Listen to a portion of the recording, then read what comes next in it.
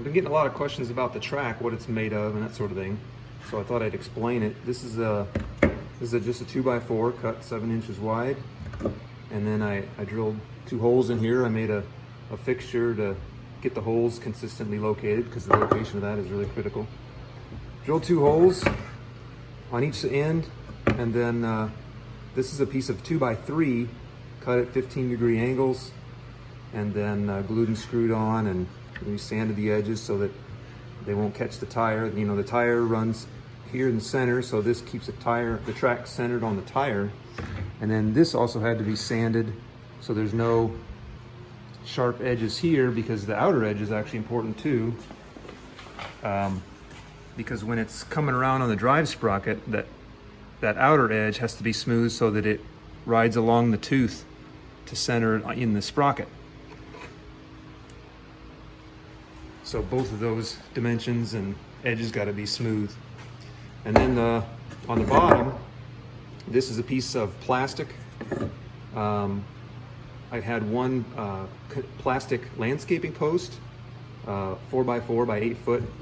So we sliced that down into about 3/8 inch thick slices, and then just cut it on 45s on a miter saw, and then cut the inner edges, and then just nailed it on with a staple gun. So that's one track link. And then the end connectors are just a piece of 2x2, and I made another jig to get the holes exactly right. If they're off by even 1/8 of an inch, they'll get stuck in the drive sprocket. So put that in there, it checks the size, and then gives you the hole positions.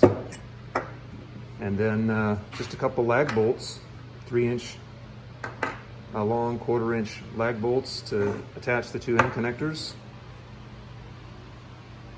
See, they swing pretty easy. I did put some dry lubricant in the holes on the end connectors so that they don't have any friction, because my one concern was that when there's tension on the track and these links flexing up and down, it would work the bolts out, but so far that hasn't been a problem at all. So before I made all this track, I just made a section about 3 foot long prototype, because I was concerned it would be strong enough. So here I am load testing it. You can see I hung it from a bar, and then I had a weight bar at the bottom, and that could only fit 200. My plan was to keep loading weight on there until it failed, but I only fit 275 pounds of weight on that bar, and it never failed. So I was satisfied with that strength. You know, this isn't going to be a powered tank, it's a pedal tank. So if it was a powered tank, I'd need a lot stronger track, but for this project, I thought that would be strong enough. And then here we are in the middle of making all the parts. I made 144 links.